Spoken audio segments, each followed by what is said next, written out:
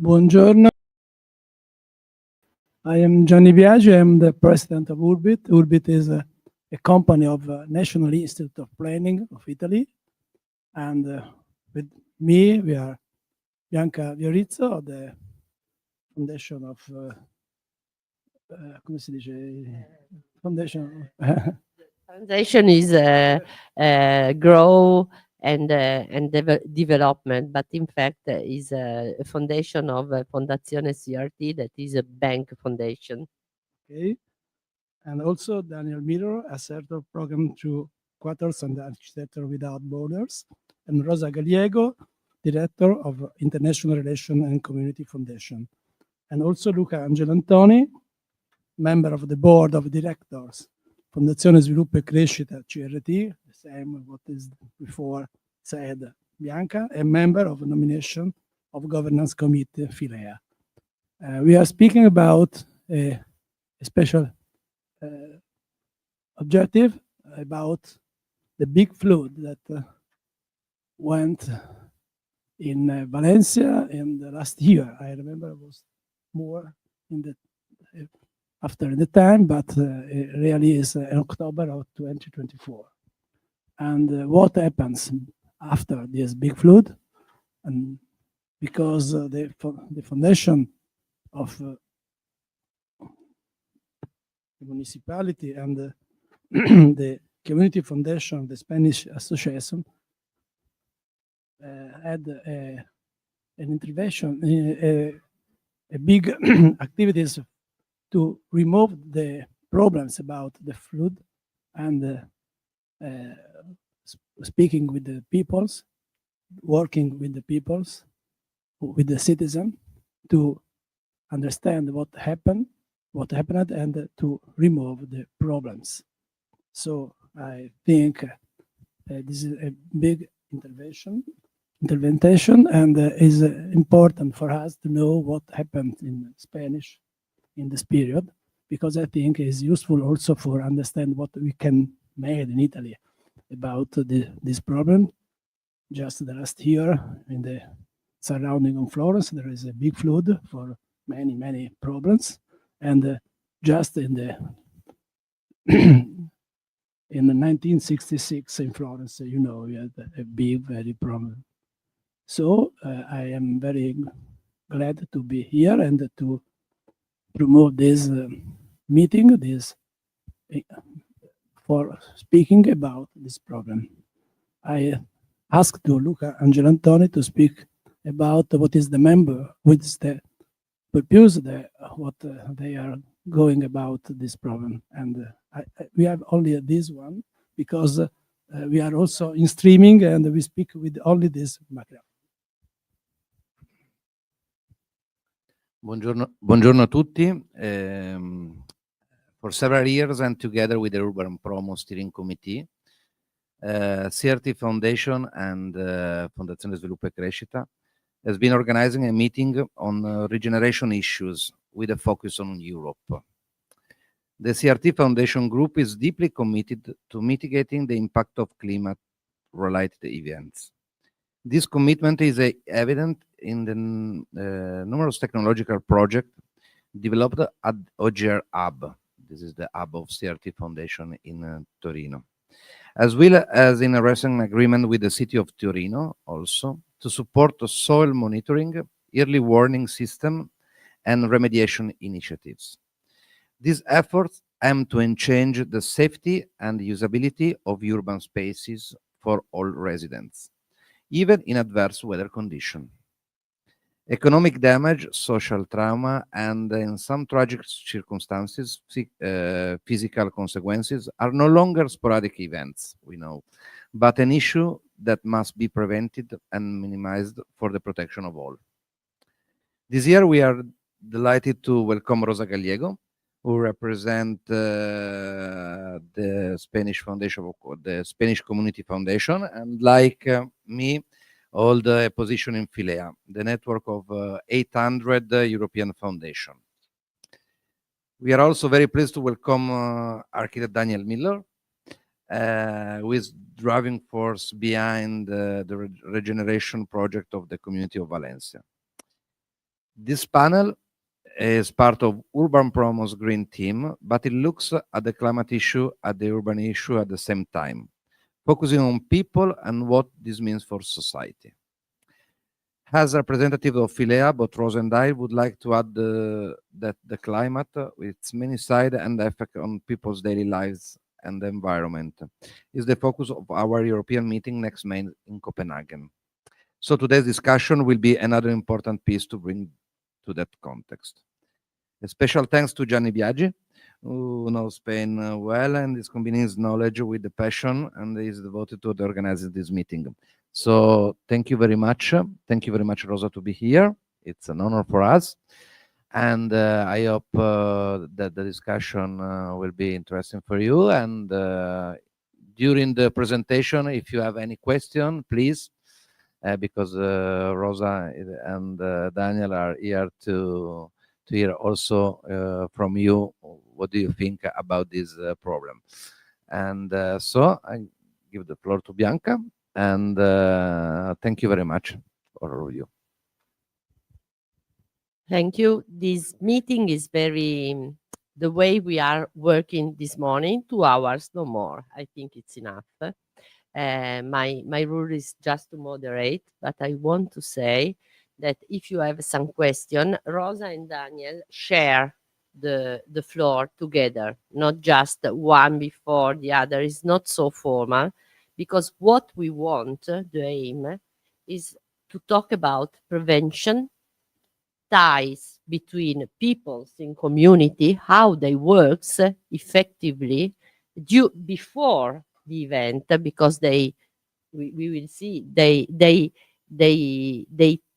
told to the municipality that the problem was coming and how they react after. So we talk about people. Our keywords are prevention, response, and the local ties. And today we talk about people matter. That's important. So I think Rosa introduce and then they talk about. But please, if you have some question, up your hands and we talk about it. Buongiorno, and I obviously want to start saying thank you. Thank you for this invitation. Thank you for the organizers for being our host. Thank you for you to come here today, and also for the people that are following us in streaming. Daniel and I are very grateful to be here. And the first thing I want to say is that we are here on behalf of a lot of people that have worked relentlessly for years, and especially last year. We are here on behalf of a lot of organizations that have followed and worked since the DANA, as we call the big floods that happened in Valencia last year, have occurred. We are here on behalf of them, wanted to be their voice, to share what we have learned, what have been the sufferings of the consequences of this big event, and the learning the learning journey we are still into. So we don't have answers to everything. We do have some answers. We have some experience. And Daniela and I come from very different backgrounds. As Luca mentioned, I come from the Spanish Association of Foundations. We have 1,000 member foundations, but here today I'm going to talk about one of them, right? And because I've also been part of their team during this time, and Daniel, that has also a very extensive professional life. Our paths have crossed, very much with the event that happened in Valencia and with Fondazione di Comunità dell'Horta Sud, that is the foundation we're going to be talking today about. So thank you so much for giving us the opportunity to be here, and then feel free to stop us anytime. If there is anything, that is not clear, feel free to stop us anytime, and we will dip on whatever. Otherwise, we can have a dialogue afterwards, right? So,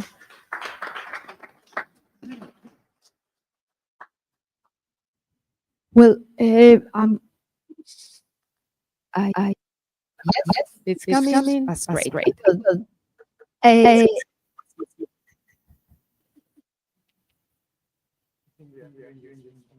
Yes.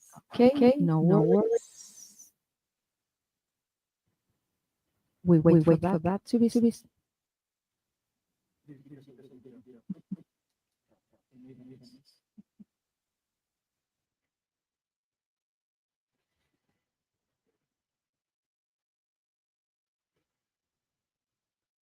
Yeah. Okay. Thank you. Thank you very much. And I also want to start by thanking people at the back with the technicality because our presentation has just arrived with us. So, so thank you very much for bearing with us because this is, I know in such a big Congress, I know this is a problem, but we really are thankful for the flexibility you've given us. Well, the first thing that I would like to start is, by talking about community foundations. Here, and excuse my accent, so I'll probably need to be translated. They are known as Fondazione di Comunità. Fondazione di Comunità. And among foundations, they are a very special creature, right? Because we normally are used to foundations that have, a focus on solving one problem from the perspective of the founder, right? So there is someone that wants to improve, let's say, the quality of rivers, and that foundation, works, to improve the quality of rivers. There is someone that wants to keep the legacy of an author, or support the arts. Or other people that want to improve education broadly, for the entire country. But Fondazioni di Comunità are those foundations in which different parts of the community, and I'm talking about community as a territory, come together to think, what are the assets that we have as a community? What resources do we have? What are the problems that we are facing, and how together, we can solve that? Community foundations started, well, they say it started. I always say they are the ones that put the name. They started in the US, right, at the beginning of the 20th century, to actually bring people together, to put together money, that money could be used to work with the local associations, the ones that are working with the neighbors and in the neighborhoods to improve the lives of people. And it started in Cleveland, Ohio, 100 more years ago. And then from then on, it went to Canada, UK, Germany, Italy, Romania, Russia, France, Kenya, Mexico, Nepal. There are community foundations now in more than 54 countries. And in the previous slide, I've seen, you see all these little dots there, which are, okay, I think I'm sorry, I think I'm making a mess with the technology. It will come. Well, what I'm saying is that, Italy has a strong movement of community foundations, and as compared to Spain, in which we just started, in Italy is a vibrant landscape of community foundations. So what is the difference is that assets, so the community have assets, and it's a new way to look at how we work. Instead of only looking at what we miss and what are the needs of a territory, what we think is what we have and what can we mobilize and how can we help people, companies, even public administrations, all sorts of institutions to cooperate together to enhance the quality of living of the people of that territory. A Fondazione di Comunità, by definition, does not intervene directly. They don't have, I would say, programs of after school programs, for instance, or they don't have a program to clean the river, or they don't have a program to think what should be the urban planification of my region. But they support others to do this and do it collectively, strategically, and with a long-term vision. And even if they collect assets, the main asset of a community foundation is trust. And I want to emphasize that word because trust, how is it said trust in Italian? Because we say, no, confianza. Yes, Fiducia. Okay, let's use the proper word. So fiducia. And I want fiducia to be centerpiece of what we are going to be talking today. Because without that, societies don't work. And because societies don't work with it and fiducia is on the decline, one of the roles of community foundations is to build trust, to build fiducia, which is what makes things possible, when something really big as the floods in Valencia happen.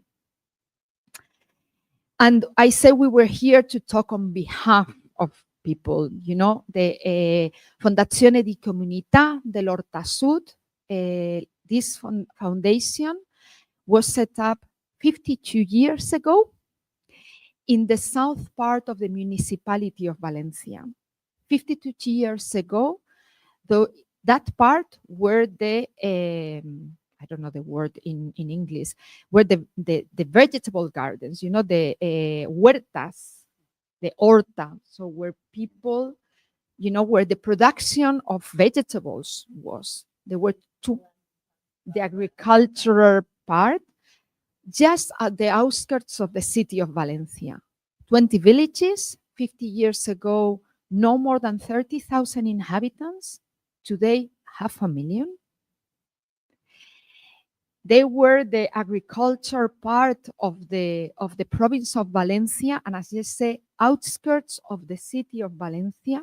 But 52 years ago, remember, Spain was still a dictatorship. A group of people with a very strong vision thought that the people in those villages, needed to organize themselves to decide how they wanted their communities to be. In a moment in which huge migrations were coming from the south of Spain, from Andalusia, from very poor parts of the country to live there, to work not only in agriculture, but in many other things that a big city that was developing was demanding. And in that time, as I say, that has become 500,000 inhabitants, which explains a lot of the things that happened last year. But I go back to 52. There were a group of people that did a research and found that all those villages have enormous deficiencies. But instead of saying, okay, let's go and blame somewhere else for our deficiencies, they say, we're going to help you to get organized. And that was the beginning of the villages, associations of citizens, that when we were still a dictatorship, they started to grow. And when the transition came and democracy came, those people were organized. This is the beginning of the Fondazione di Comunità dell'Orta Sud. They created cooperatives to provide for jobs in supermarkets so they could actually sell the products that they were producing in the agriculture. They created nurseries because women in the mid-70s wanted to go to work and they couldn't go because there were no nurseries. They created a saving bank, a cooperative saving bank, which is also one of the founders of Horta Sud Foundation. They created a university that was a cooperative. I'm talking about the 70s. People with a vision, with a vision that the community needed to organize itself to provide for what they wanted to do. Some years later, of course, situation has changed, and the Horta Sud Community Foundation is based now in an area, 20 villages, 20 towns. I mean, 500,000 inhabitants, it's 20 towns In many cases, you don't know when you're moving from one town to the other because everything is urbanized. There are 2,000 local associations ranging from everything: festivities, local banks, sports, working with people with disabilities, working with people with addictions, working to promote culture, everything. 2,000 associations in this. So the Community Foundation of Hortasud continues doing what they did in the 70s. They know they have to provide support for the ones that develop the community. So a lot of what Hortasud does is to support those 2,000 local associations, which are the voice of organized civil society. And we're talking today on behalf of these people, right? So that's very important for us. And we go to 29th October. And those two maps represent what happened that day. It was, I mean, Daniel will go deeper into what happened that day, but on the 28th, you know, the water was very clear. There is the Albufera, which is like an inner lake. Well, no, I'm not a geographist, I cannot explain that. A lagoon and a few rivers. Yeah, it's Albufera. So if you go to Valencia and you want to eat a good paella, go to Albufera, obviously. And a few rivers that, you know, for the climate conditions of this area are rivers that sometimes they don't seem to be there. In some parts of the year, you go and there is nothing. And then you say, it's too dry, you know, climate has changed, there's nothing here. But as people say, water comes with their property act.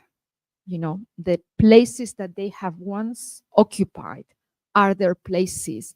And if you have come to occupy the place of the water, water will come with the property act and say, you know, this was my place. So we've kind of developed in a way in which we did not respect the property acts of nature, the property act or title, the property title, you know, of nature. And because we ignore who the owner of that is, you know, one day, among many other things that we are not going to enter about today on many things that were done or weren't done in that day on political level and all that. We're not going to go into that today because it's still a big issue in our country and is at the moment in judge. It's a trial about that. So we'll see what justice say about that. But there is one clear thing, you know, nature has a property title and we ignore that. Those are a few figures. 229 people die on the event, right? It's, the days after, we immediately connected with community foundations in the rest of Europe that has suffered an episode of floods to see how we could act. And everyone we talked with, they were horrified by the number. They say, well, we have floods, but what you're telling us about is of another scale.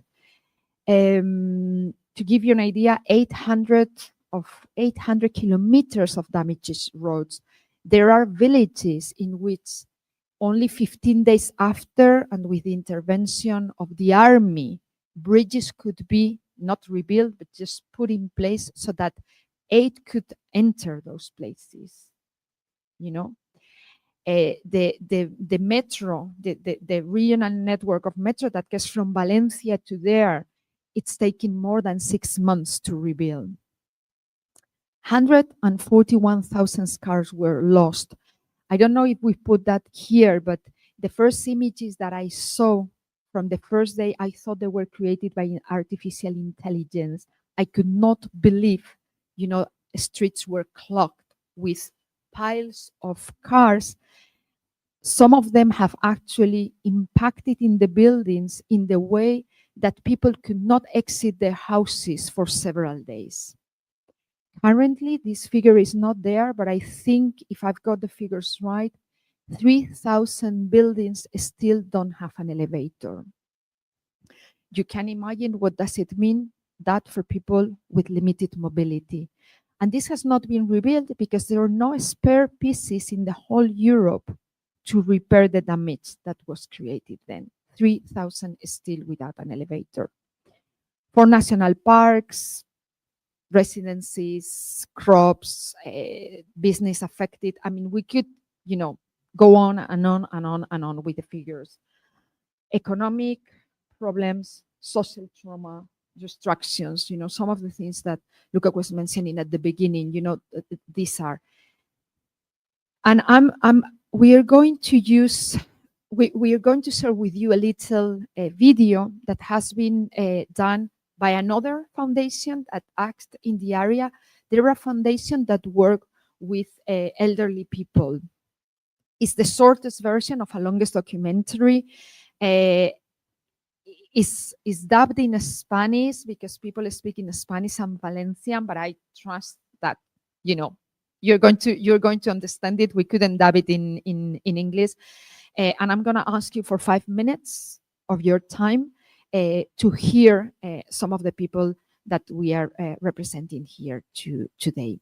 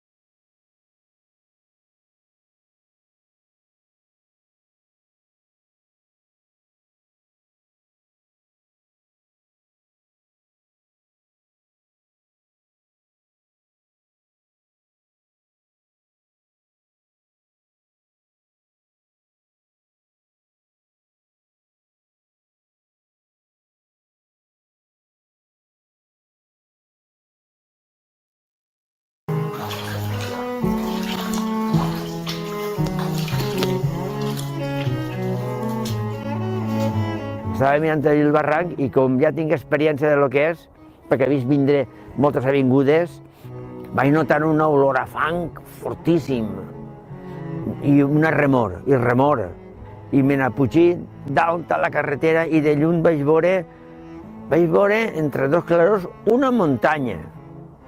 Venia desplaçant-se una muntanya, era una bordomà, fugint nosaltres ja de camí, contra plegar la bordomà i tapar els ulls del pont, encia la ola feu bom, i encia ja venia l'aigua corrent.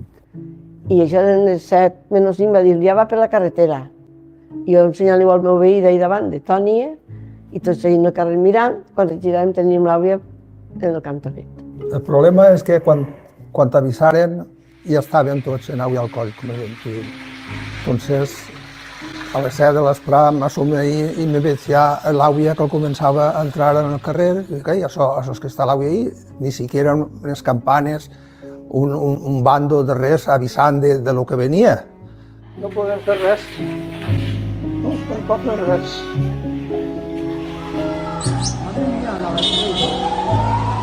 Madre mía,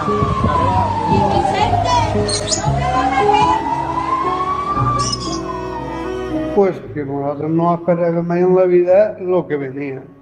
De moment, vingui una trompa d'aigua. I vaig veure un xic en la finestra, en un cotxe blanc dalt. I li vaig dir, per favor, entre, que estem ofegant-se. Recorde i no puc. Això és la veritat. I aquestes paraules vine que m'ofegué.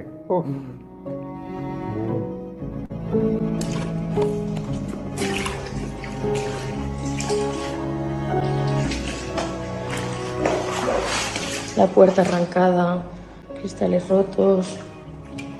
Aquí es que no puedo abrir. I quan ja l'havia sent anar, ahí hi havia una de fang, que estiguérem 4 dies llevant fang.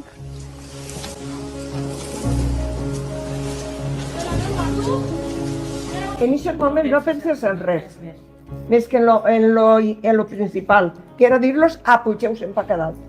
Aquí ja plorant per sa mare, per son pare, per el germà. I nosaltres teníem a l'home de la de baix que li havia dit a replegar les medicines i no havia tornat. I és que no podia eixir de casa allà. Me'n recordo, pues, de veure la gent que anava que no podia agarrar-se de ningú lloc ni res, jo gràcies que m'agarri a una finestra o si no, pues això. El meu veí se n'ha No era normal. dalt de la taula una caïra i ell dalt la caïra i allí aguantar hasta que l'havia baixat.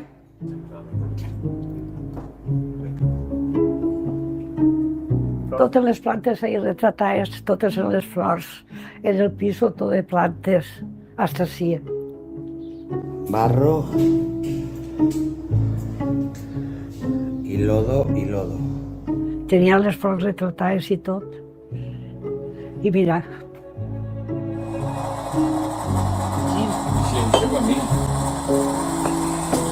Jo pensar que anava a baixar a ma casa i ma casa estava en les 4 parets i a plegar, hasta una plegar. Clar, tot el que plegar a d'aquest nivell, pues, ferramenta, ropero. hem tingut que tirar tot, perquè és que me i mig d'àvia teníem a ser dins. Sense res. Sense res, no teníem res. Hem tingut que guixar el pijama, la roba i tot. Ma mare sempre dia, lo roïm fill, olvideu pronter. I sempre dia, quan venien casos, com se feia, a fer front. El gendre de l'home de baix de ma casa que al dia següent, com pogué, vingué a veure què els havia passat als homes. Claro, és que n'hi havia molta gent que estava incomunicada. I se n'entra a ma casa, se senta a la saleta en una caïra, un xic grandot, i me se fica a plorar. Sí. Perquè no podien dir-nos que estaven bé, però era l'emoció. Quan pogué diu, és que no sabeu el que ha vist per el camí. Sí. Us ho podeu imaginar.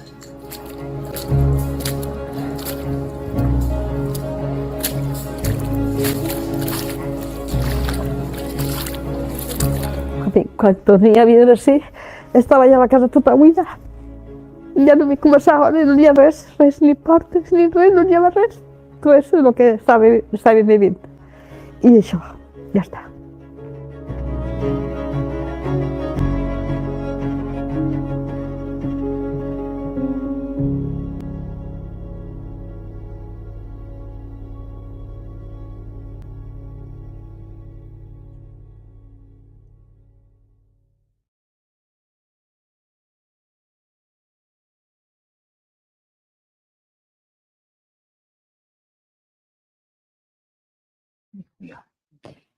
Well, thank you. Thank you so much. Well, it's. I think we need to know what's the extension of the things that happen, so we can more understand what is the importance of working to prevent it, because it's really bad and really hard that something that is strong has to happen, for us to understand. But I also think we need to keep on reminding us, what happened, so that we cannot, delay or start thinking, okay, let's do it tomorrow, or start quarreling about, who does what. No, I mean, this is clear, and it's a reminder, of the importance of working together. So Daniel is going to explain to you a little bit more what happened.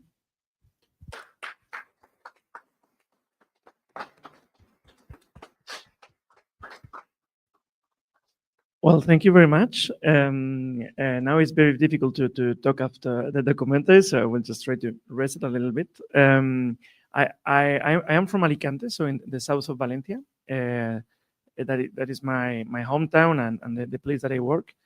I never thought that I could be speaking in a place like this about this topic, because it was not my expertise. And I think it is very important to understand that I'm very happy to be here, because, well, the project that you have all together is very impressive. So it is for me a pleasure to be here, but mostly because I am with Rosa and we don't see each other that much. We were sending the presentation at the end because we were struggling both with our busy lives to see each other and do the presentation. And yesterday we were like modifying, and this morning modifying again. So we love to be here together, and I think it's very important to understand how we met. And we met because we were both passionate about the idea of community. And I am a social sector professional, so I always worked in NGOs. I am an architect. I've been working in slums in Paris and all the region, Parisian region, and all the France, the resorption of slums. Then I moved to Alicante and I started working in what I call community-based urban regeneration. And I did a PhD in public health following this idea of community as a mean of having well-being, but also to inform interesting architectural and urbanistic projects. And this was my pathway, and that made me cross Rosa, Julio, people that were in each of the layers of their professional lives, working with communities, different kind of communities, using the same concepts that I was using, like trust, connectors, assets, resources of the community. And when this happened, I was, as everyone, we were shocked, we were overwhelmed by the situation. We were thinking, what can I do? So the first thing that I did is I helped organizing people that wanted to go there to help, physically help. I started calling people that were in the field, Julio, for instance. And Julio told me, don't come. Don't come because here is a mess. We are having troubles to organize people that are not hearing. Don't come. So you don't come you yourself. And please hold, because I will need you. And I was very shocked by this, because we are in the TV and we were seeing all the situation, and people that were like the video that were struggling like in life. And I was okay. I just trust you, because I already trusted Julio, and I think trust is being very important. And when I needed also an effort to trust him again, when he called me back 1 month ago, 1 month later, and he told me, now I need you, because I need you to do projects to help the second stage of the reconstruction of the recovery, because people will disappear in 1 month and we will be alone, and we have no idea of how can we recover. People need to talk, people need to be together again, and we don't know how to do it because we don't have professionals that are working with this community-based philosophy that you are working with. And I said, yeah, but I never work in this kind of situation. I'm not an expert of this kind of, I never work with disasters. He told me, well, I don't care. I trust you, and I want you to work here, because a lot of people are coming here saying I am an expert, but I don't trust them. So I need people that I can trust, because it's going to be a mess. So I say, okay, I will go. And at the same time, another foundation, the foundation of the Princess of Giron, that I knew them because they gave me a prize a year before. They also called me and told me the same thing. And I was like, okay. I mean, again, I'm not an expert, but okay, the same. Yeah, but we trust you. We gave you this prize, so we are not asking you. We are telling you that you have to do a project. Okay. And then, so I've been 1 year, a very intense year, training myself, the things that I will explain today, the project that we are doing there, but also the understanding of what happened. And I feel more comfortable telling you all this, because why an architect that did a PhD in public health is working in an emergency situation, because I had relationships with people that truly asked me, I trust you, you have to come. And I put at the service of this big enterprise what I can do. That is mobilizing a team and creating projects in order to respond with a community-based thinking. And then we can maybe talk a little bit about what is community, and because we do have answers about that, but today we will focus in the Valencia situation. So this is one of the results that that we have after 1 year of looking what happened. We did with the Zurich Foundation, we did a project that used a methodology that they had that is called PERC, post-event review capabilities. And it was very interesting because we had this a methodology that was tested in 20 countries, 20 events before. And they just told me one thing that for me was the most important thing to understand, is that a disaster is never natural. This thing about natural disasters is a misunderstanding. The event can be natural, but the disaster is always human. And we saw it in the video, we saw it in the figures. If we were only talking about material damage, this is a problem maybe, but this is not a disaster. The disaster is that we lost more than 230 lives. We lost a lot of connections. We lost a lot of spaces that were connecting people. So communities have been really damaged. And now we have to rebuild it. Communities mostly. The social reconstruction is the most important, because when we reconstruct the social part, then the physical part comes easily. So now what we are seeing is, okay, what happened? This is an image that for me is very interesting. This is the level of emergency that was declared in the different regions. So the area that was affected was massive, because it was not only about rainfall, it was rain and river. And so what Rosa was saying, the rivers that were forgotten by some of the people, mostly decision makers that forgot that rivers were there, came back. And people knew. I mean, when you talk with people, when you go there, the first thing that people does is they cry. We are systematically talking with people that are crying, because people needs to cry again. Julio is crying. Yesterday we were with him in an event, and you see how emotionally is this thing for him. At the beginning, we wanted him to come here, and he was asking us, no, you go. I have so many things to do, and I trust you. And again, so it's great. Julio Huerta is the director of Horta Sud, the foundation. And one of the things that we see in this image is that the different level of emergency depended on the decision makers, and it was not very logical. Why level 1? Why level 2? And also that the destruction was not only in the what we call the 0 area, that is the red one that you can see, but also, I don't know if I can point. No, I don't think so. But what you can point. No, I can point. But well, you can see it. I mean, it's very logical. Is that we had rain and the water went to the sea. It was quite understandable, and that happened. A lot of we had a lot of events like that in the history. This is not this is not the biggest. It's one of the biggest.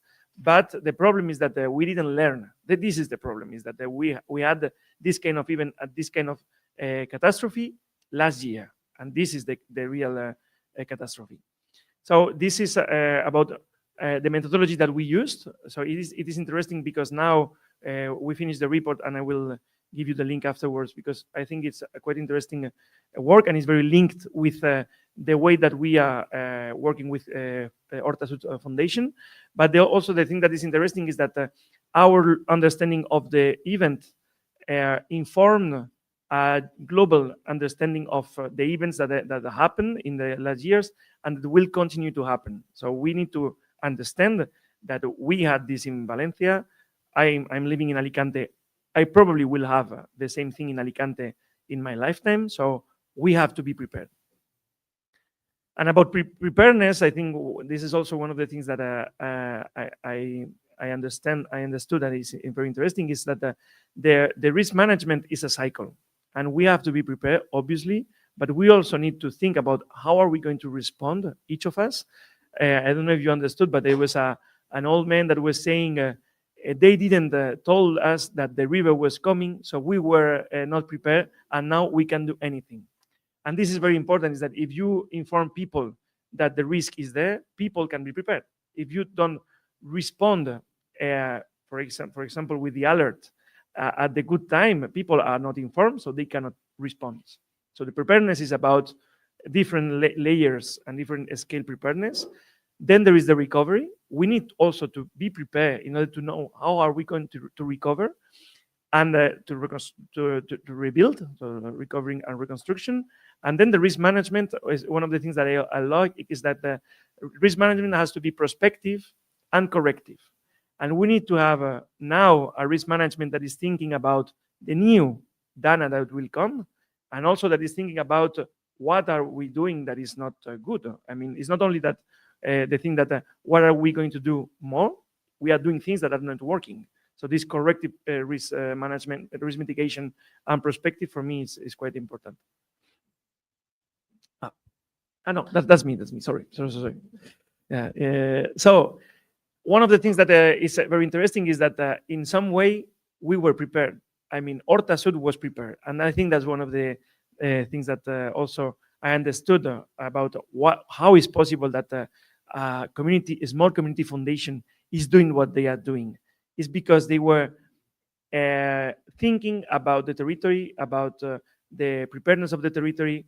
They were thinking also about the intelligence, the collective intelligence of the territory before the event happened. And they were doing this project that is quite an impressive project, that is Será Horta Sud. Horta Sud will be in 2030. They were talking with all the associations of the sector and thinking about okay, what are the main agreements that we can all have to go to the municipality and say, we all agree on that, let's do this. They were also creating reports from the foundation that were Creative Commons, so that are accessible now, and you will see afterwards that are quite depressing, because are saying you have to do this to avoid this. We didn't do it, so we had the situation that we have. And they were talking in 5 key areas that are mobility, energy, economy, sustainable cities, and civic engagement. So they were not only talking about happy communities living a good life, because sometimes people think that because I'm talking about community, I'm like a hippie that only thinks about parties and that's not the thing that communities are doing. Communities are doing everything in order to have an organizing well-being in general. So this organization is for the well-being, and the well-being is not only about hanging together and doing parties. It's about mobility, it's about economy, it's about everything. So these some examples. What Será Horta Sud was saying, I think this was in 2021, I think, this project. It was, we have too many cars, and we need another kind of mobility because we are in a exposed territory that can be flooded, can be affected by water, and it is much more intelligent to use bikes and to move in the territory with other means than cars. The result is that the municipalities didn't hear.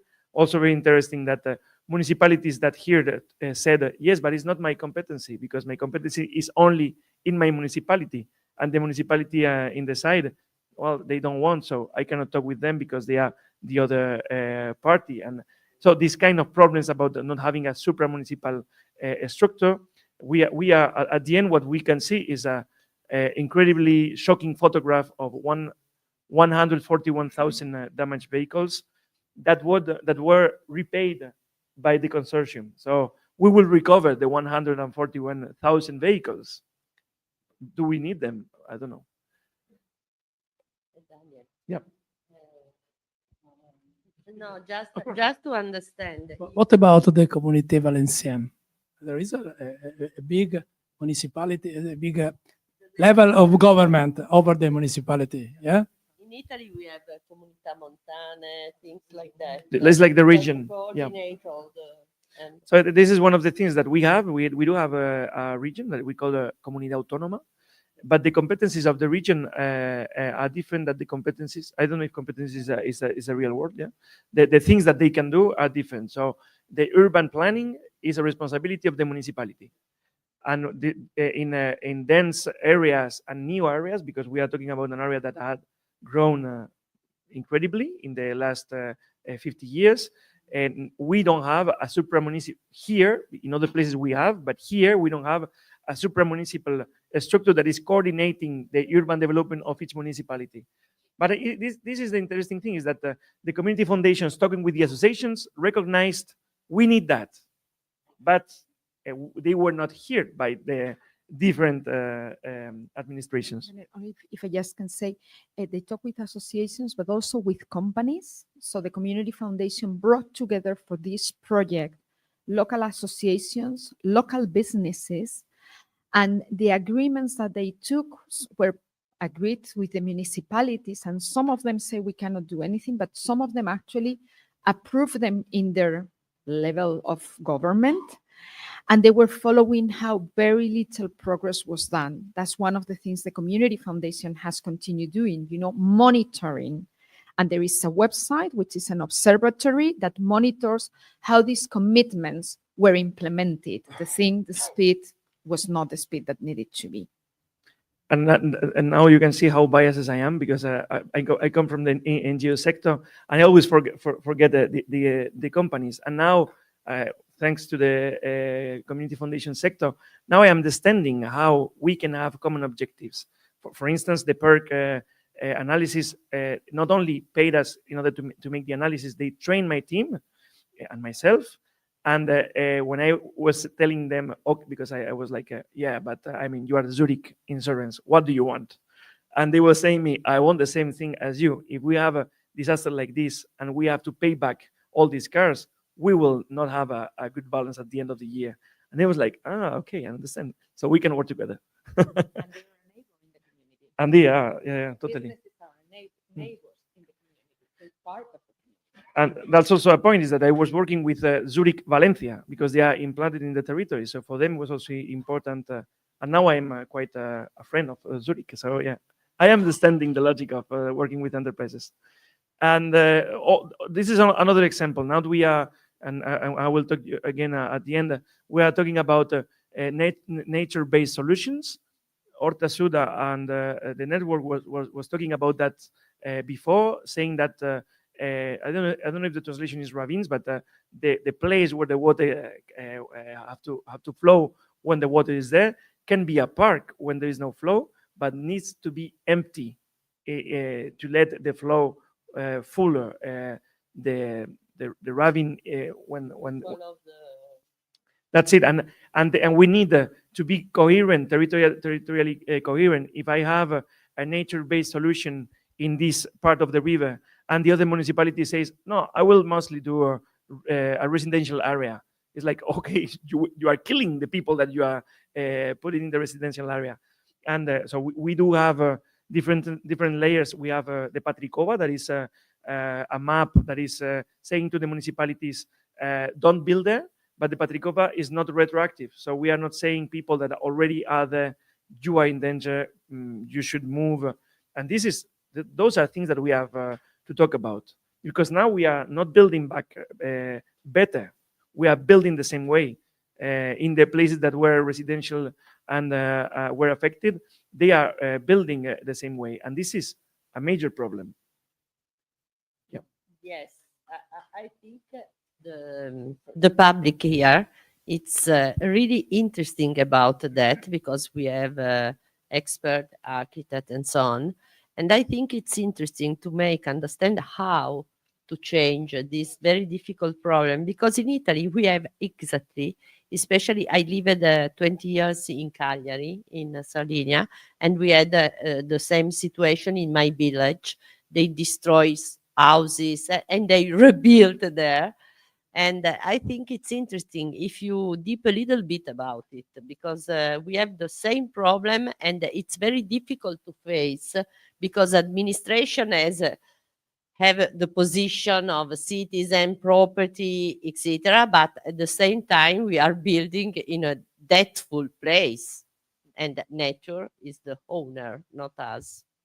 So explain. I think this is the point is that what we saw here is that we need a change of mentality in all the layers. And I think the combining associations and community foundations, it is very interesting because for me as an association, I can very easily work with a community of people living in a neighborhood. That's the thing that we do.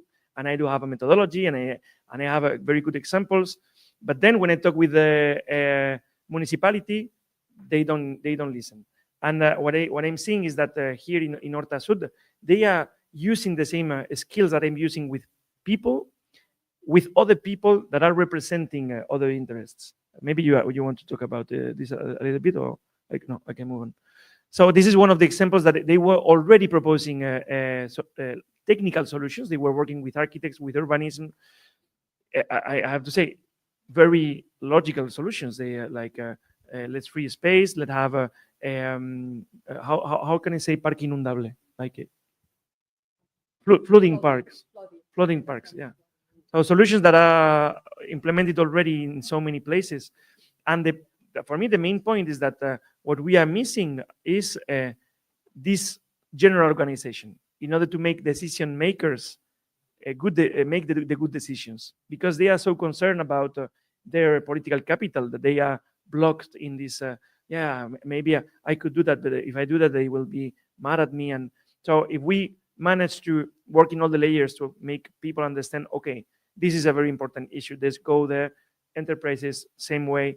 And then political institutions, okay, what you are talking about is about well-being. You're not talking about interests that are that I'm not concerned of. And then I think we'll make real changes.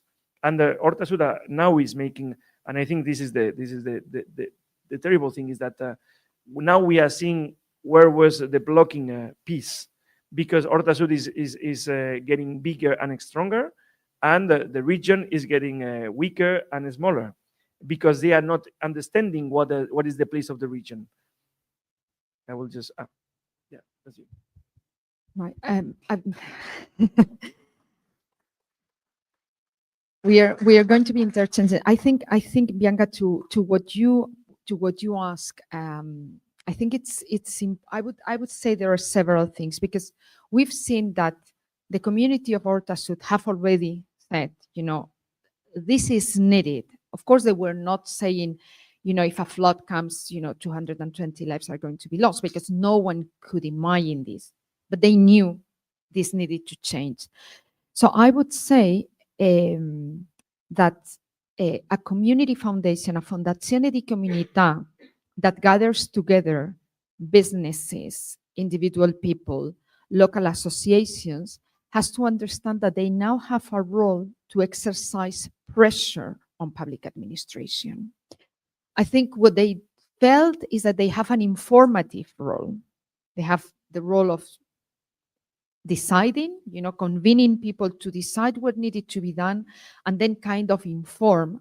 But the part of pressing, public administrations, they felt it was not what they needed to do, or it was not what they were apt to do, or it was not what they were asked to do. And I think what this shows is that pressure needs to be exercised. Of course, how you exercise pressure, it can be many ways. What we understand from community foundations is that the way to exercise pressure needs to be about collaboration. How do you cooperate with a public administration that might have a different agenda? So when I say pressure, I want pressure to be understood, we are going to advocate for something to happen, but we are going to do it in a way that we help you, public administration, to do your part while we are doing our part, right? But for that, you need these structures that are there for the long term.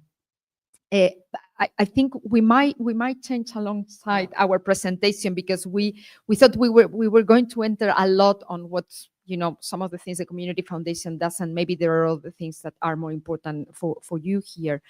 But I also want to bring another thing to the table, and is what is the value of having a very strong civil society?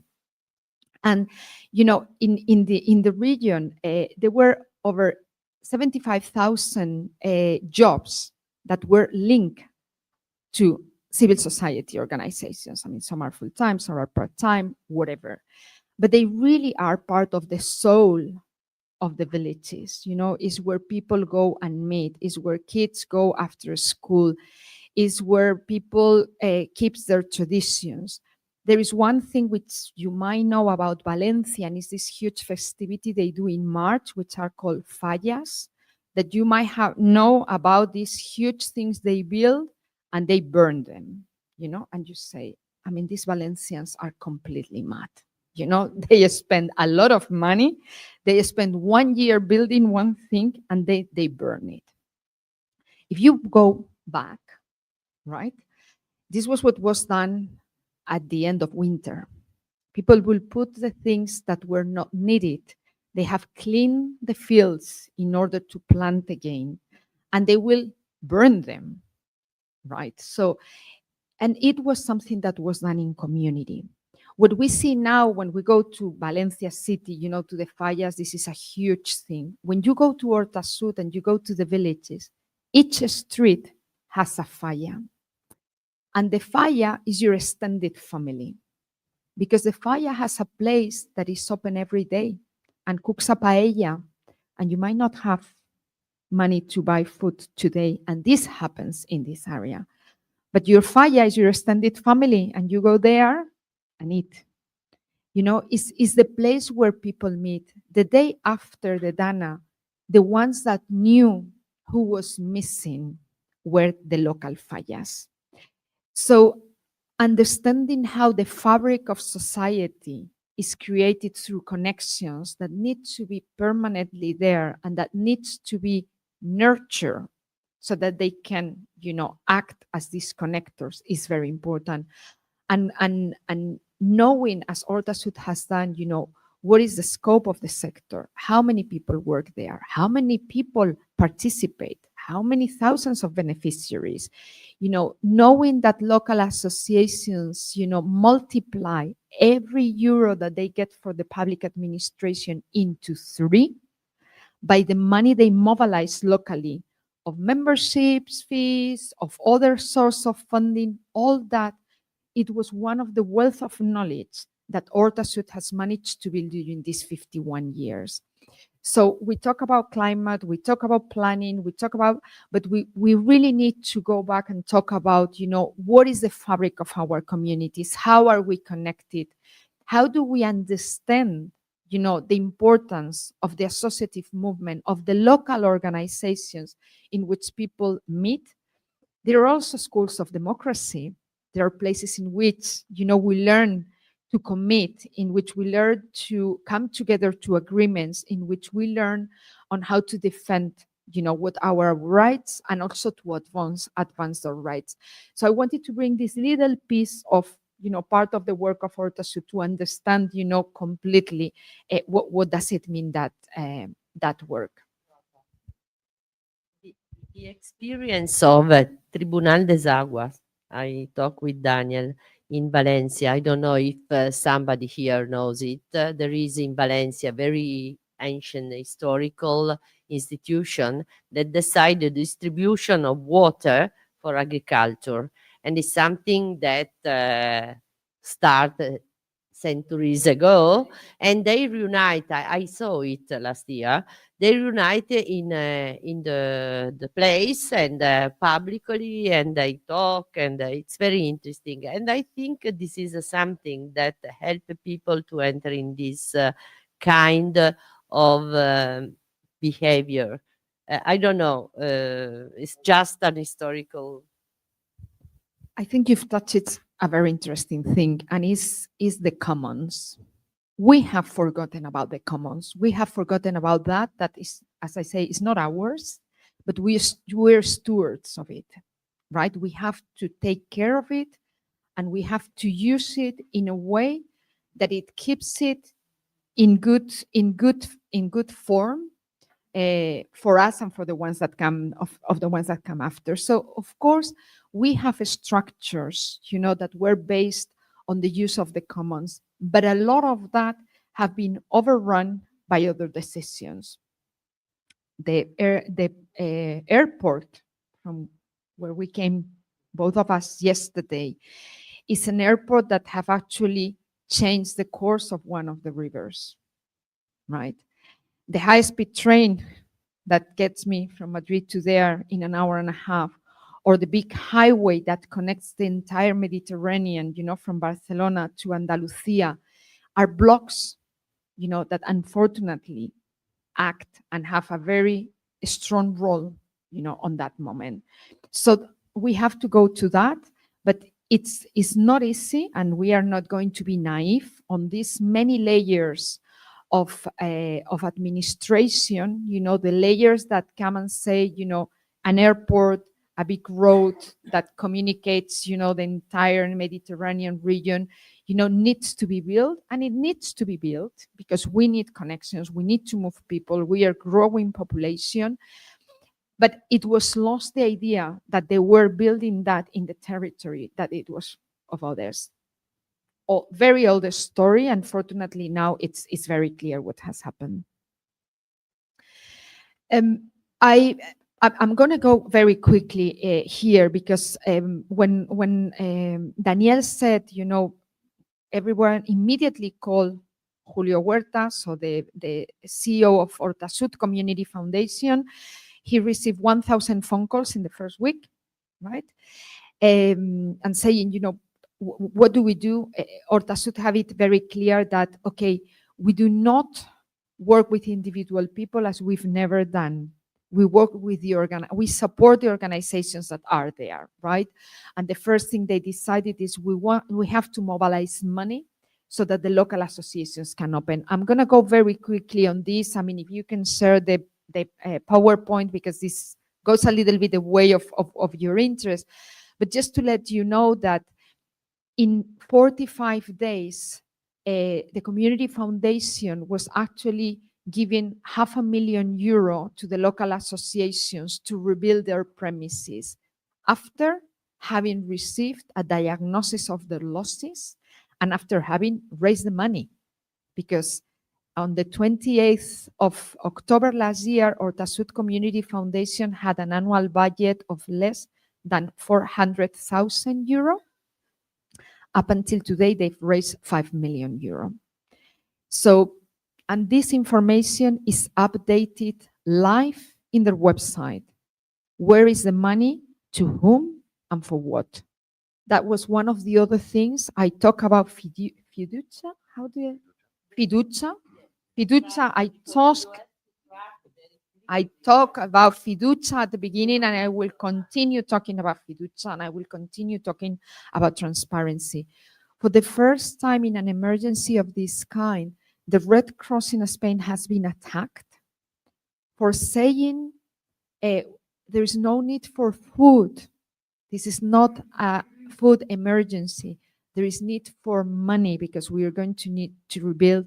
And Red Cross was attacked in a way that this has never been seen before. So it's also been an emergency in which a lot of the weaknesses of our current democracies, in which people are undermining the basic principles of, of our democracies, are being attacked. So this goes beyond, which is not a natural disaster, but it goes beyond that. Here is all the people that have been helped. The other thing that has been very interesting is how Hortasud has managed to mobilize money from all around the world. People have organized marathons in Singapore, dinners in New York, 400 artists in Spain had concerts, and all the money went there. The local associations, when they were called and people were saying, we want to donate to you, and they say, no, please donate to the Hortasud Community Foundation, because they will put it in a pool and will distribute it evenly, because that's one of the other things that we've learned. When something like this happens, people are looking for the most deprived of the deprived. Everyone has suffered, and you cannot rank the people as a victim. Are you a gold victim, a silver victim, So, but these things are very much in the way that we act. And what Hortasud has also done is say, okay, we will collect money for you. But actually, from all the money that we are collecting, for each of the local associations that want to do it, we are going to match that money. So if you manage to collect 8,000 euro, we're going to double. And that was a way also to help them, a sort of crowdfunding, but with a match. So the match.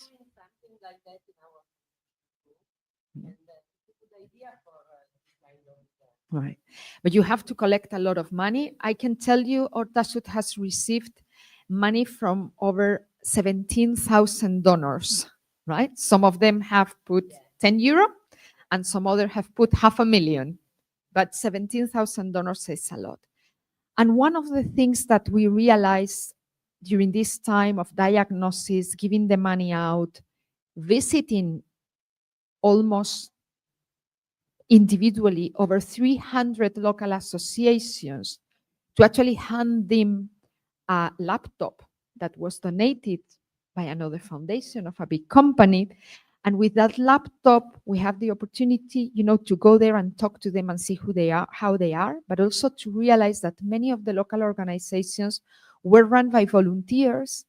For instance, a lot of the organizations for elderly people were run by people of an age that say, we cannot put that back running. We can't. There is one association that is not that their offices are destroyed, it's that the place where their office was, it does not exist anymore because the river grown and that part of the village is gone. So the building is not there anymore, but it's not even the space. So what we realized, it was several things. One is the precarious situation in which most organizations work, with very little funding, with funding that is only for projects, is not for capacity, that they don't have their own spaces, that they rely on spaces that are given by the municipalities and they say, we need them back, or places that people are not going to renew because it's too costly. And we say, okay, so if the community needs to be prepared, if we have to together think how are we going to confront the next one, if we have to analyze the risk and we have to start mitigating, we need a place in which we can do all that. And that place is... So yeah, I think now I'm going to talk about a community space that we are creating. Before doing that, I would like to share my impression, because I can feel that I'm no longer an architect, and it is not true. I am still an architect, but the thing is that I've been out of the box in all my professional life. I mean, I never responded to a call of an administration. I always developed projects from the bottom up, obviously without money. So it's always been for me a matter of, okay, how can I deal with people in order to make this community, this group of people strong? They will ask for money, and I'm at the service of the group. And this has always been my way of working. I think that's why I'm linked with the Community Foundations Initiative. And here it was the first time that when I told to Julio, I cannot help you. I don't know the territory. I don't know the people. He told me, don't worry, I know the people. I know the territory.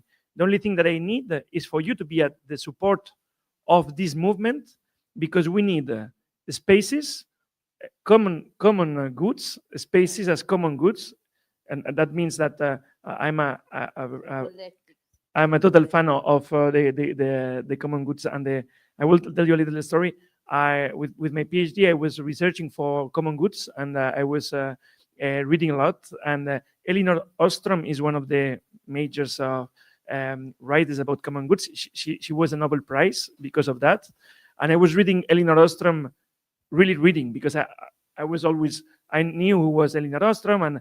And when I was reading the book Governing the Commons, at the end, it was like a piloting about historical common goods that work properly. And I saw Valencia. I was like, wow, Valencia is the example of Elinor Ostrom. And Alicante also. About water. And the Tribunal de las Aguas is one of the examples of how to miss a common good, because it was a common good for hundreds of years. And the common good is about the governance. The governance of a common good has to be holded by the people that are using the common good. When you dissociate the governance and the use of the good, then it's no longer a common good.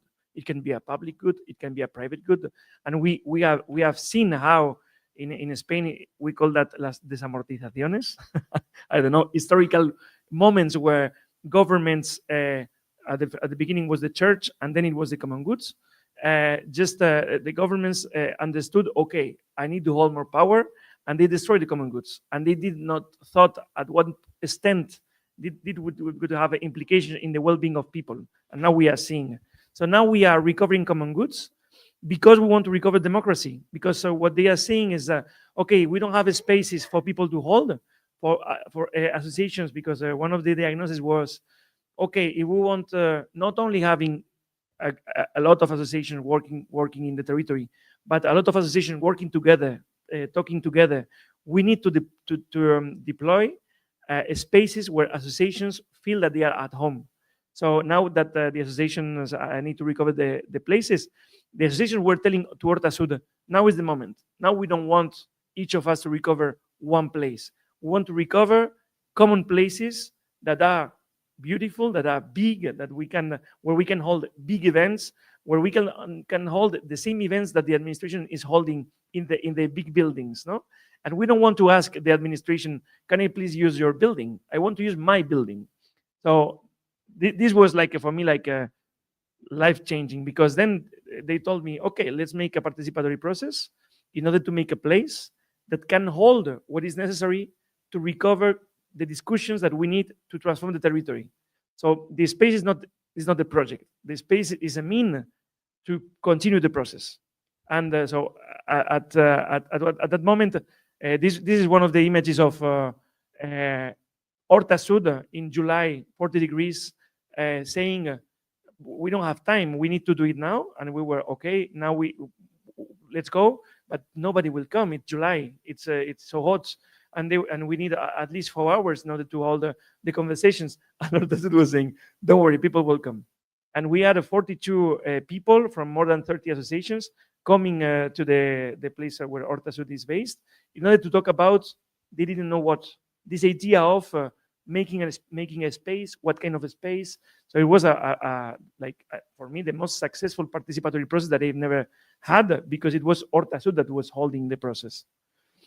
And we were talking about the space, obviously, and talking about how we can transform a building that Horta Sud has been able to buy. So the property is Horta Sud. Horta Sud was claiming, it is our property, it is your use, it is your governance. We'll only hold the place, so administration cannot change and close it or change it. So it will be the place that we are designing for forever. And so they were also talking about what is the programming of this space. And at the same time that we were talking about how the space needs to be transformed, we were talking about how entities will fill the space with activities. And we were talking about the resilience, the same information that I was having from Zurich. I was also having this resilience philosophy from the associations. So there was a total connection between the technical dimension of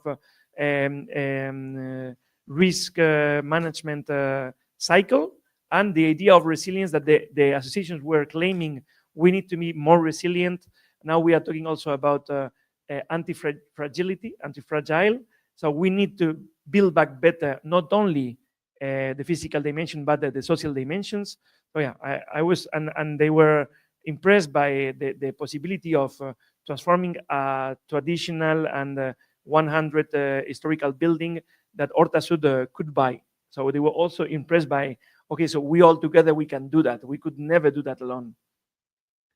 The project that now is finished, is finished the project. Now we have to build it, but and we have to raise the money and we have to do a lot of things, but the process is ongoing, and the project is a two-story building that will hold in the basement, no, in the ground floor.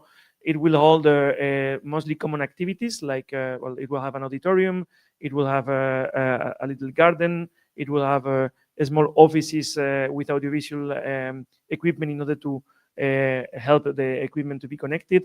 And also in the first floor, they will have Horta Sud offices in order to animate this community. So they will maintain people there, a group of people that will be in the space.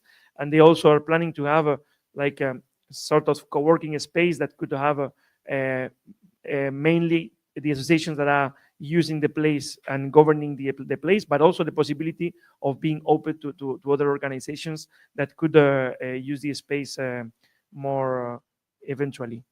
The idea of the space and that took us like 5 months to select what is the space that we are buying, that they buy.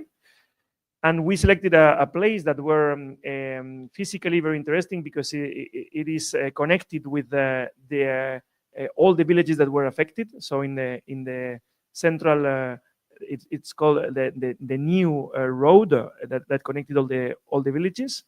It is interesting because they are also thinking about the new transformation of the public space, and they were telling us, well, don't worry about because we were thinking about this idea of the square that is an inner square, but also an outside square. But we were saying, well, but we don't have an outside square; we have a road.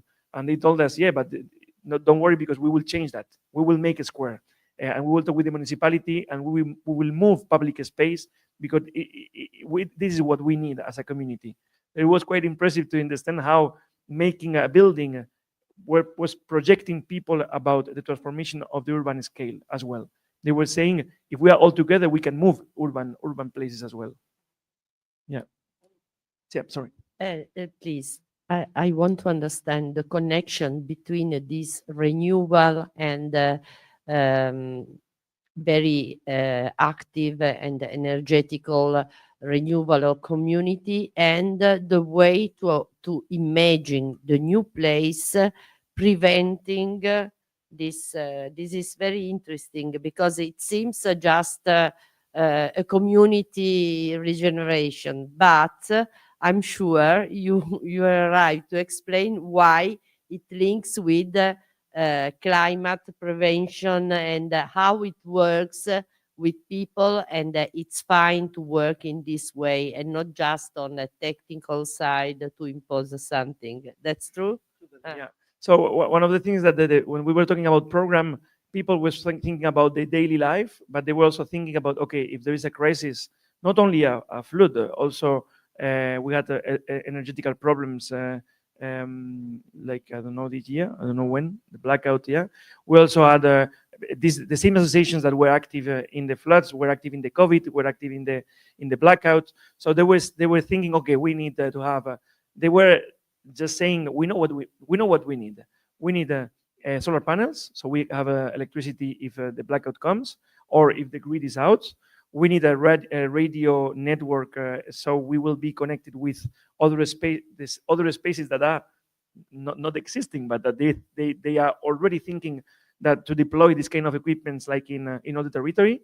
But they were also saying, okay, I can have my radio, and we all have a radio. So if here there is a radio, we can centralize the information here. So they were thinking how this equipment can be equipped for the emergency. And also for the daily life. And I think that is the beautiful thing of the project now, is that it's so logical that we created a community life because we need it. We need it in the daily life, and we need it in the crisis. And this space is thinking about daily life because associations need to recover the daily life, but the emergency is so fresh that we are also thinking about the other dimension. I don't know if did I answer the yeah? Okay. So just some images for you to understand how this place is thought to be flexible. So we are creating this idea of the inner square that can be like a central part of, or also a deserving part for the periphery of all the ground floor, and in the first floor it will be more like offices. The idea of the equipment is, as I told you before, is to hold a small and cozy event. So not to never be too big, but not never be too small as well. So being able to hold also like a 120-person event. And this is more or less the image of, we are using a collaboration of local enterprises that are giving materials. Their foundation of the princess is also talking with national enterprises in order to help build the equipment. And they all agree on the governance, the social governance of the equipment. So we have a royal entity helping to finance a ground-based sufficient movement. And I think that's quite impressive. So, yes, so I think we can go towards the end, and maybe you have questions. So lessons learned. I think one of this comes from the Zurich methodology, and I think is very linked with all the things that I told you before. One of the main things is that the governance and coordination didn't work, and we have to improve the governance and coordination, mostly in the administrative level, because the governance and coordination in the local level worked really well.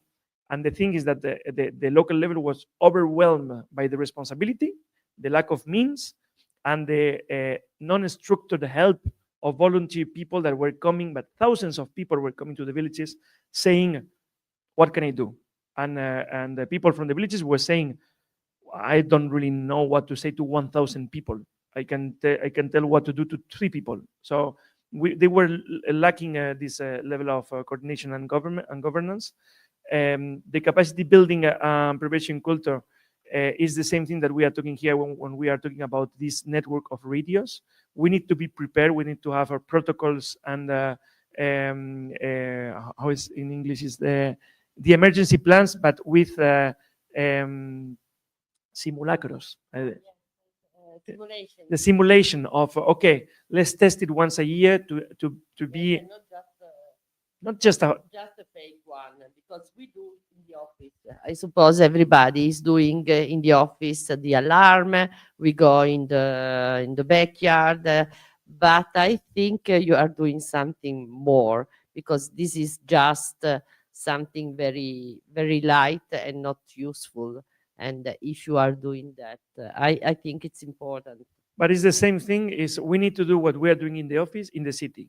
So the office is the city now. And we need once a year, maybe it has to be reshaped as a party, probably we have already a culture about that. Well, I think that's also one of the roles of the local organizations.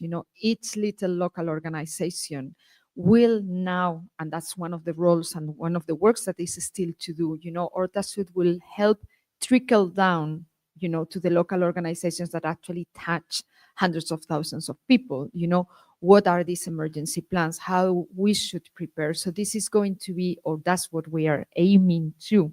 And I think that's the next biggest step that will occur from that, is that this prevention culture reaches everyone, and it reaches it through schools. But well, for my age, I'm not going to school very often anymore.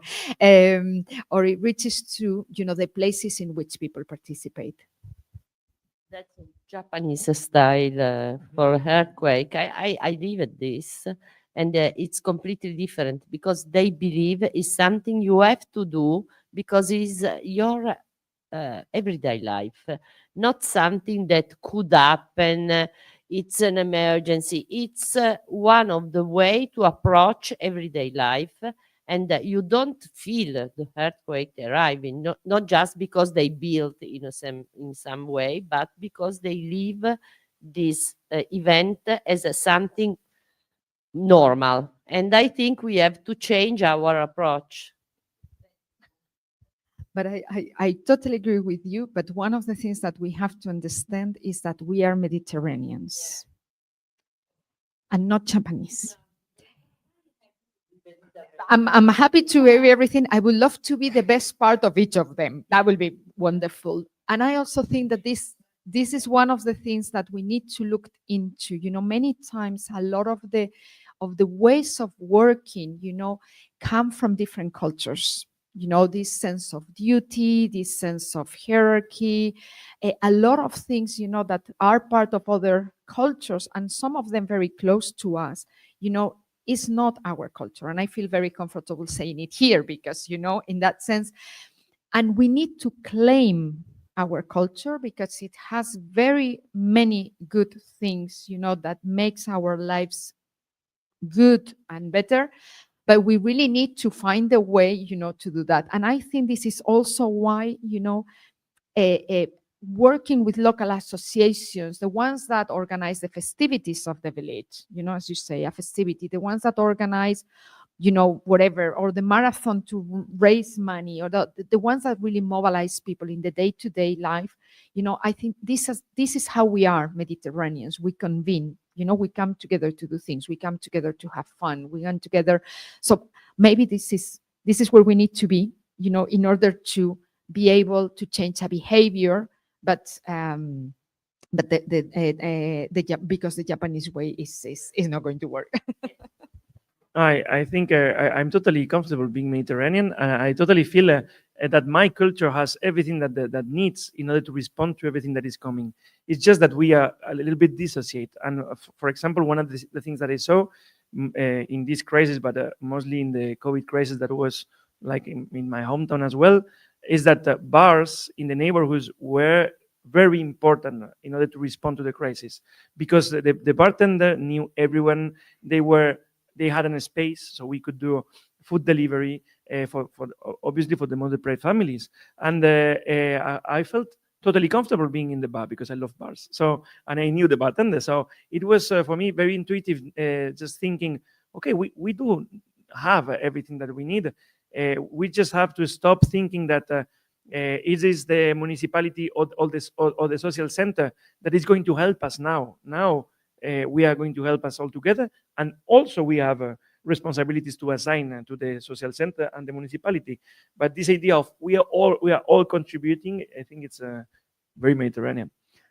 So just finishing, the early warning systems need to be improved. One of the things that we saw is that we need the redundancy. It's not only about going to all the cell phones. People, when they have an alert in the cell phone, they just threw the cell phone away. So we need a different kind of. There was in the video, I loved this old man saying, las campanas. There were not bells ringing, because he was remembering that when things like this happen, the bells were always ring. So this kind of we have to recover these kind of things. Then the psychosocial support and equity, we saw that we have a major problem with the mental health, not only because of the crisis, but we are seeing arising the mental crisis in people 1 year after the floods. And this is showing us that we are not facing the mental problems that we are having as a society, and that we need to think again how to deal with that. And the things that I will not talk again about that, but we were also looking for nature-based and structural resilience within the urban sector. And I saw you making photos. If you want to see the report, it is in English, and you can download it in this QR code. And then I think we will also send you the presentation. So, but the report is in Spanish and English as well.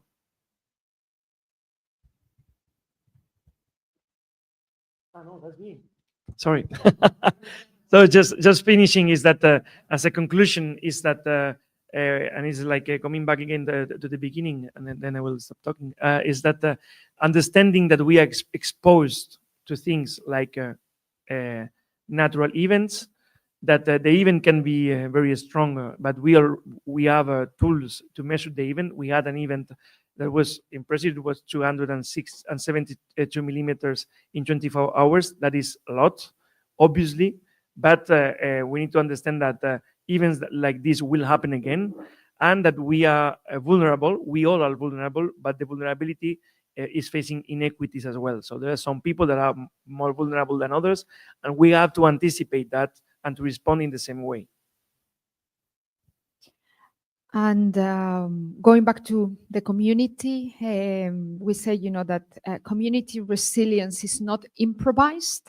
It needs to be built with foresight, with fiducia, and with permanent structures. That's another very Mediterranean thing. You know, we come together, one put the tables, the other the chairs, the other the drinks. We come together, we talk, we design big things, but then everyone goes, and where is the permanent structure that holds that? Well, community foundation, you know, is that permanent structure that communities can provide themselves. So Horta Sud had been working, you know, for 52 years in the territory. I said at the beginning how they started and how, you know, they've attracted, you know, 17,000 donors, and they could have attracted even more. But what I think it's important about this is, as I say, you know, there are people from all over the world, you know, sending money because they wanted to contribute, and they found, you know, that the community foundation was the place. One thing we haven't mentioned in this is what has been the role of young people. There were thousands and thousands of people traveling to Valencia in the weeks after from all around the country, you know, to go there to help. What mobilized them? This is something that we need to know, because the involvement and the participation of young people is changed. It's not the same as it was 15, 20 years ago. It's not the same, you know, as it was for my generation. So we need to very quickly start thinking, you know, what is the participatory style? What does it trigger young people to participate in which ways? Because all that I say about the community is probably an old-fashioned way of seeing things. So we need to start building the things that are relevant for the people that are young. And it's not because the future is theirs. No, it's because the present is theirs, right? So that Horta Sud is carrying out a research, you know, to interview people that were there, and we want to see, you know, what happened, what emerged to that, and what can we learn from that. And then, well, I kind of end as we started, you know, the mission of Horta Sud Community Foundation, you know, is to support the fabric of society through organized civil society, you know, and I think, you know, in all that we've told, we try to convey this message, you know, that without a strong community, this is not possible, and a strong community needs means, tools, spaces, resources, you know, that can, you know, strengthen the organizations that are working there. That local associations are working in a precarious situation, and we have to face that, not hide it, start demanding other ways of funding. You know, it cannot be that people are funded, you know, for 20% of a project, and then, you know, actually they have to give back money because they bought bread for the kids in the countryside of a camp, and there is not a proper invoice of those 20 pieces of bread, you know, and you're actually looked as someone that is stealing money. We need to change the way in which local organizations are funded, and keep on thinking that they are engines of local cohesion. And without local cohesion, there is not a possibility of rebuild a community. So it's climate, it's planning, it's a lot of things, but at the heart of it, we come here with a claim. Let's look at this in a holistic way, and let's rebuild, you know, that social cohesion that at the end is the one that can exercise their voice, claim rights, advocate towards public administrations, and do our part in keeping our commons. So I believe, luckily, that was the last one. Thank you.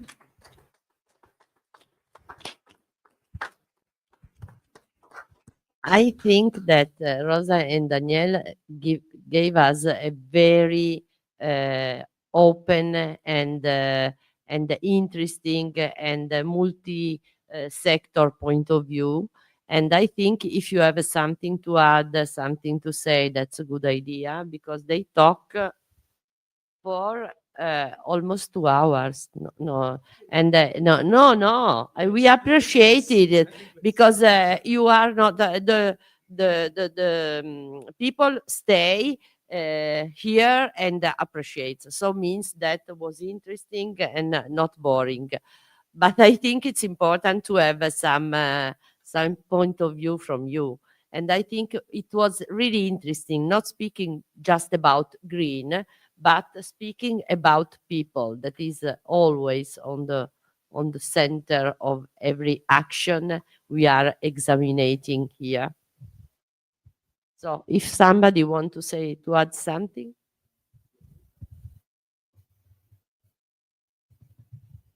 I didn't. Do also in Italian. Yeah, of course, please. We understand Italian. We cannot speak it, but I didn't saw it, but the building is being designed and will be built with all the ecological approaches that we are holding as architects, because we are obviously concerned about this. And I think it is very interesting that it's not because we are not. Well, I cannot talk you about the specificities of the building, because I have an incredible team that is working on that. That's why I can be here. And I think that the things that we are very aligned about the values, and the values on sustainability, I think is that the things that are uniting us all. And it's never been a problem with Horta Sud, for example, when we were talking about the budget, to say, okay, this is the budget. Can it be cheaper? Yeah, but then we will sacrifice some things that we don't want to sacrifice, like the green dimension of the building, and they were totally agree with the idea. Okay, we understand that using plastic for insulation is not a good idea.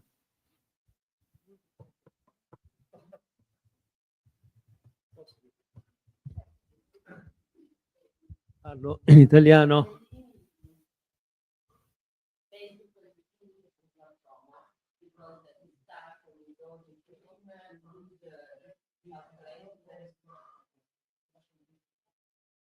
Parlo in italiano per essere più preciso.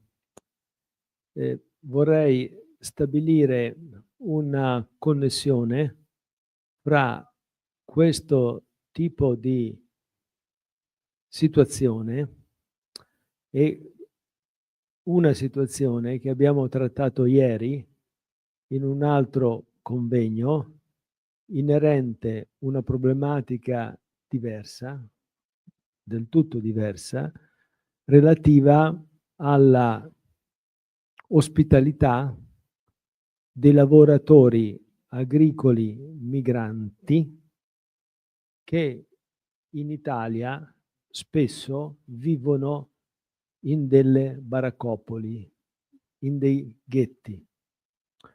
Allora, ieri è emersa una cosa importante, che nelle esperienze di successo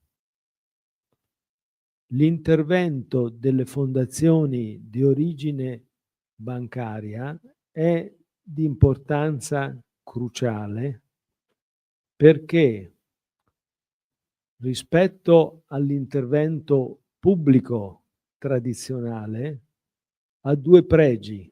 Il primo, la tempestività. Può mettere in gioco risorse subito. Abbiamo visto qui nel giro di 1, 2, 3 giorni. Secondo, queste risorse possono essere utilizzate in modo trasparente, con rendicontazione, ma con snellezza, evitando le procedure burocratiche che contraddistingue l'impiego delle risorse finanziarie pubbliche. Ecco, io ho visto in questo tipo di situazione critica la stessa modalità operativa, gli stessi fattori di successo per l'intervento delle fondazioni che ho visto, che ho sentito ieri mettere in luce dagli stessi rappresentanti della pubblica amministrazione, dai comuni, rispetto ad una situazione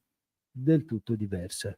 Quindi volevo fare queste osservazioni. Quindi nelle situazioni di difficoltà, di crisi, in cui c'è bisogno di un intervento immediato, forte, le fondazioni hanno la possibilità di giocare un ruolo molto importante per le comunità locali. Thank you very much. Grazie mille per l'intervenzione. It is really interesting because thanks to Rosa and the community foundations, I'm in contact also with Almeria, that is a municipality that is dealing with informal settlements of migrant workers for, I don't know, for agriculture, but I don't know, for 50 years. Like it's been an issue for maybe 20, 30 years, something like this. Now they don't really know how many people are living there, but more or less 6,000 people are living in informal settlements in Almeria, all the province. And for me, it was very interesting because the same thing. I was with Rosa that was telling me, come with me to see what is happening there. And it was like, yeah, but I mean, I'm not from Almeria. I'm from Alicante. It's not very far, but it is more or less, yeah, but it's not very well connected. And I was like, yeah, the same is, what can I do there? How can I help? I don't know. And I went with Rosa, and I was knowing people, and I was explaining how I was working in my situation, that is urban vulnerability, deprived areas in the neighborhoods of Alicante and well, in France, and the people was telling me, okay, please come and help, because we need methodology. We have the trust of the territory. If you can help us with the methodology, I think we can do something interesting. And I was very impressed how I was using the theory of change as a methodology that we are. On this, Okay. there is a panel about that. Okay. And Stefano is an expert too, and we are doing a lot of work about measuring impact, etc. And the talk theory of change is the basis also in our foundation measurement. So absolutely, we know it. And we are interested to deep for another work for next year with you. Why not? Perfect, yeah. So, but one of the things that I was impressed is I have my PhD is a theory of change at the end. So one of the chapters is the theory of change. I am so proud of my theory of change. Nobody cares about my theory of change.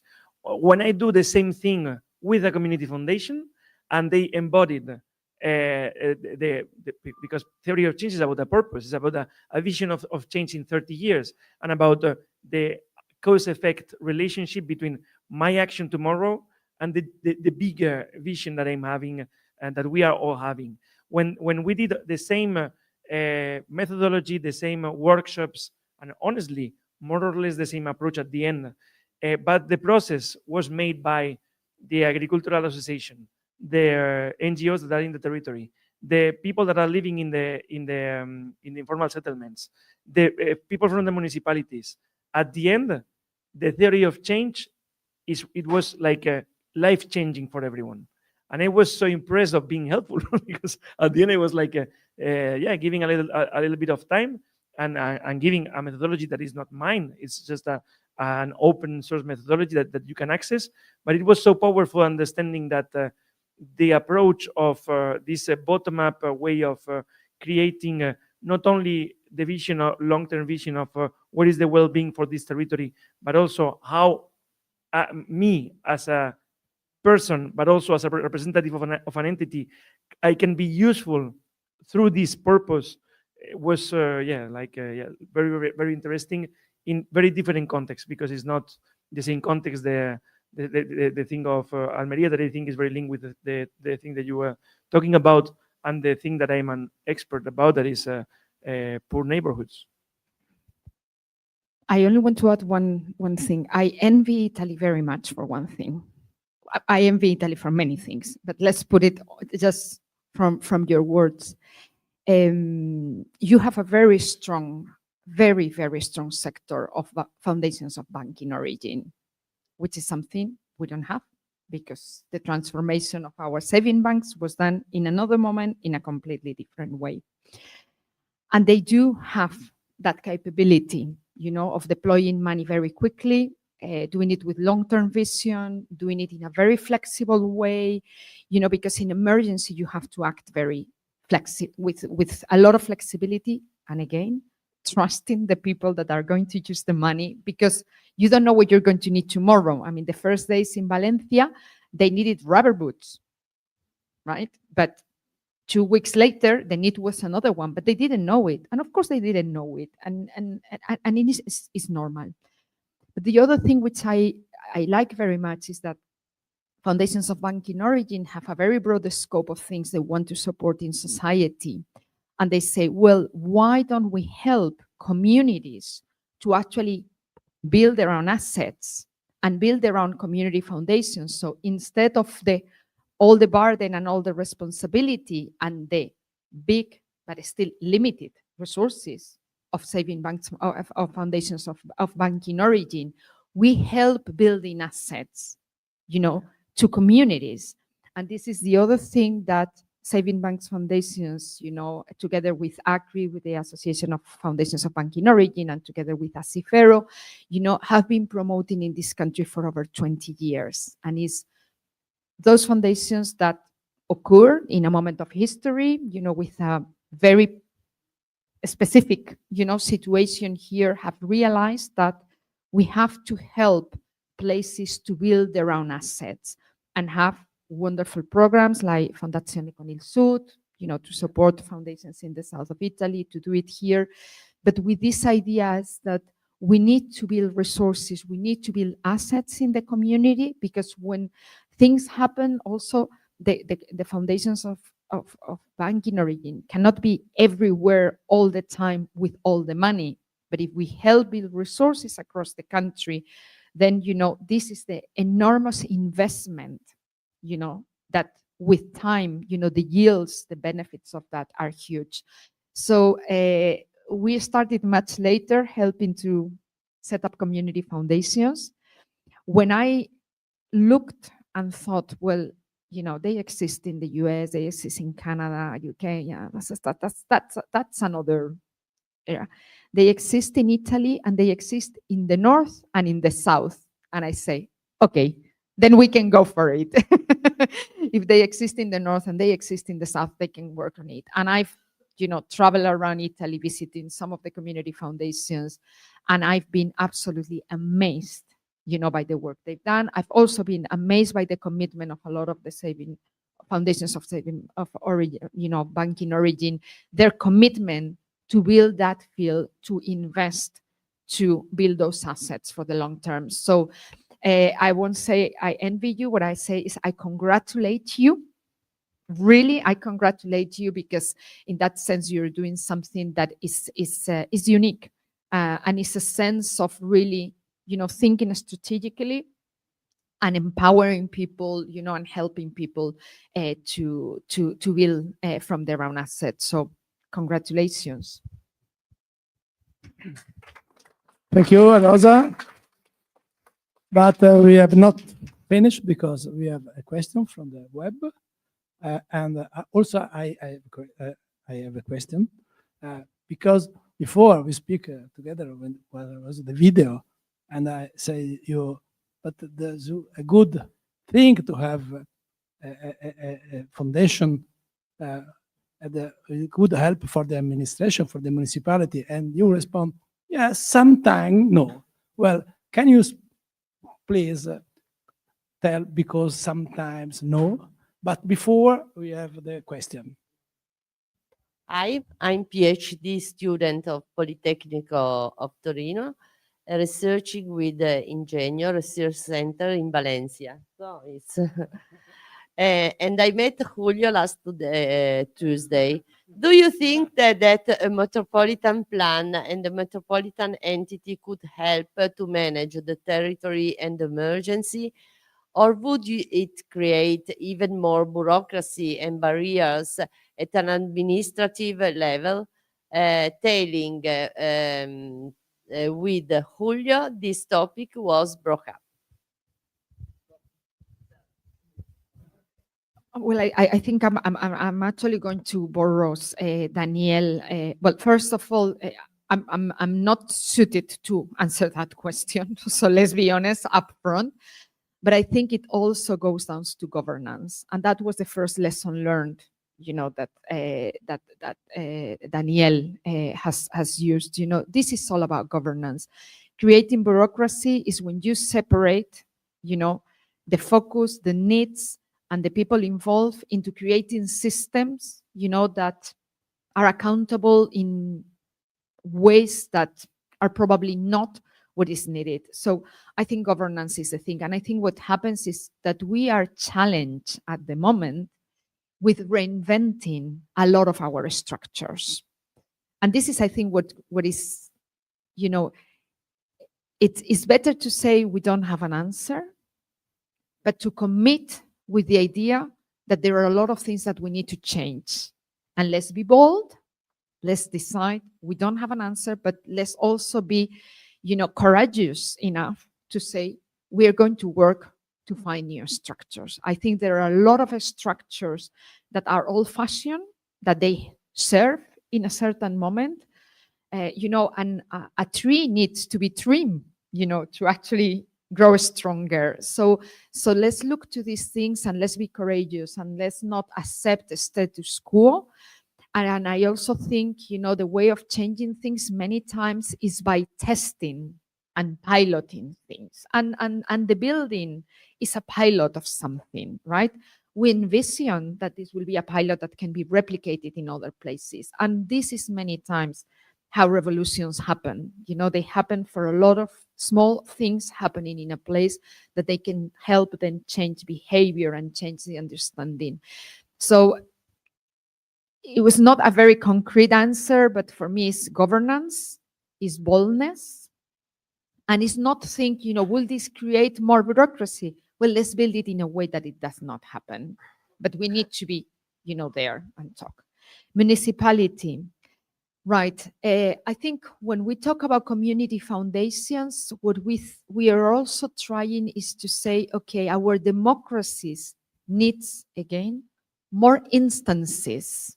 We as citizens need to exercise our role, more than going to elections and vote every 4 years. And we need instances in we as civil society, imagine, claim, decide things that then they are socialized, with others and, with the. What happens in, let's go back to the Mediterranean, when I go to the States and I go to many places, there is a plaque and say, this was done by the support of Rockefeller. This was done by the support of when I travel around Spain, same places, train stations, hospitals, etc.